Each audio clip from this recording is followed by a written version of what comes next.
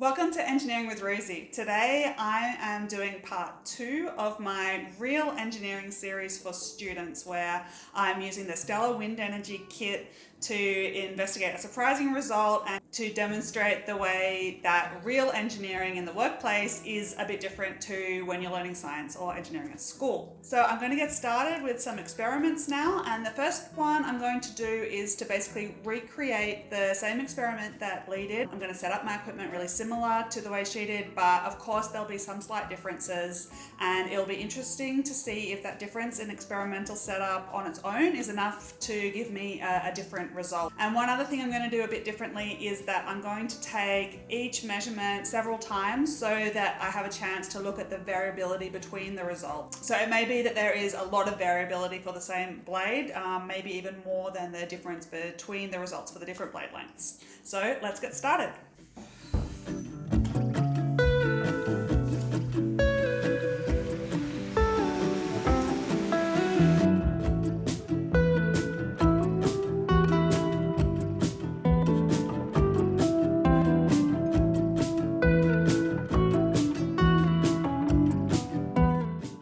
So I've just completed the first part and I recreated a similar experiment to what Lee did with the blade angle at 45 degrees. Here are the results from the first experiment where I used the 45-degree blade angle. I repeated the measurement several times for each blade length. Some of the measurements are the same, so the dots are kind of laying on top of each other, but there was 5 per blade length.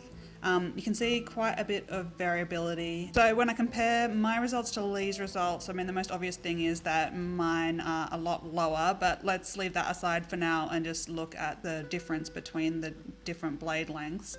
So mine were a lot closer together than Lee's were. I mean, that's still something that I wouldn't expect. I would still expect the longer blade to give the highest voltage, by quite a lot, and you can see it's actually the lowest. So that is still surprising. Now I'm just going to look into the blade angle a little bit, because I have noticed that the blades are not really turning smoothly. It's kind of quite a variable and unstable looking flow over the blades. So I'm just wondering what the aerodynamics are like of the air flowing over the blades. Maybe 45 degrees isn't the best blade angle. So I'm just going to play around with that a bit now and try and find what's the best blade angle for each blade length.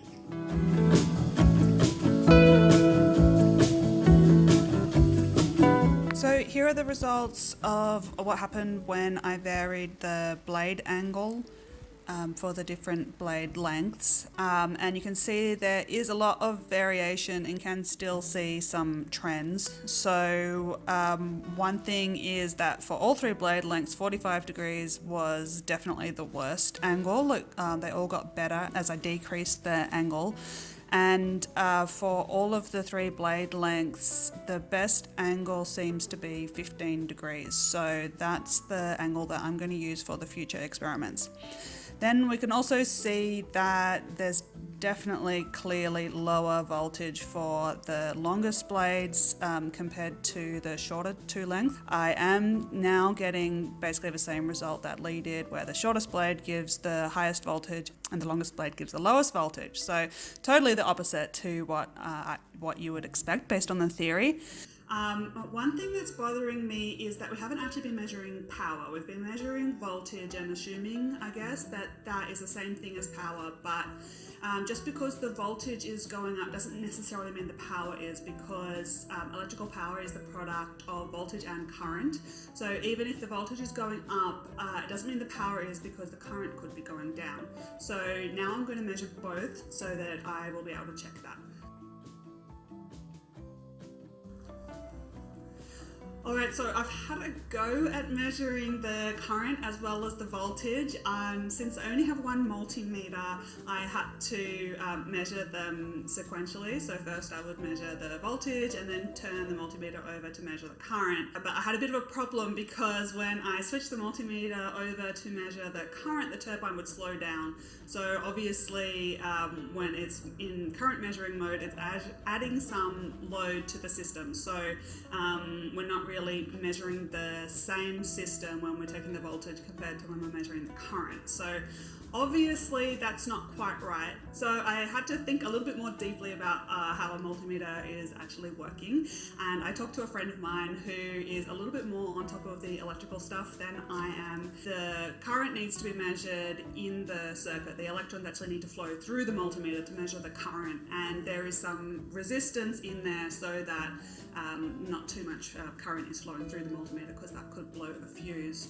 So that resistance isn't there when you're measuring the voltage, because that is measured in parallel. So anyway, the upshot is that now I need a second multimeter, and luckily my dad is coming to visit tomorrow, and I asked him if I could borrow a multimeter from him, and I can. So I'll get that, and then I'll be able to rerun those experiments with the 2 multimeters set up to measure current and voltage simultaneously.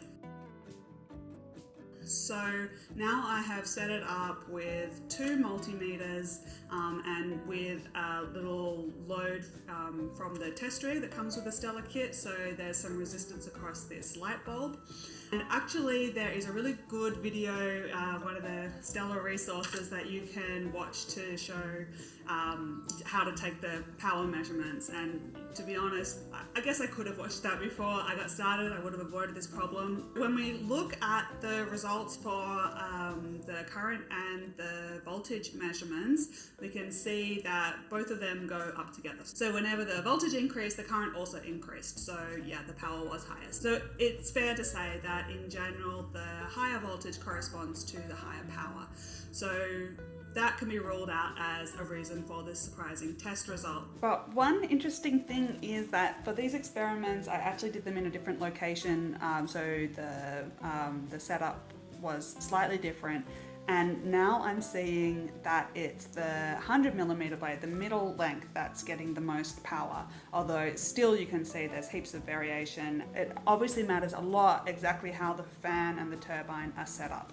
And now that's the end of the first part of the experiments. So we have tried to recreate these results, and I did get similar results, although I'm using a different blade angle, because I found that 15 degrees works a lot better than 45 degrees for all the lengths. And I've also taken current measurements as well as voltage so that I'm able to calculate the power. But I'm still left with the strange result that the longest blades are getting the least power. And so in the next part of the experiment, I'm going to be looking into that a bit more. So that will be part 3 of the video. So please check that out, and leave comments for me if you had any different surprising results to me that you would like an explanation for, or if you think that I've missed something really obvious, then put that in there and I can look into it in a future video. So if you would like to see more videos in this series or more videos on any topic, then please like and subscribe and share with your friends and colleagues, and I'll see you next time.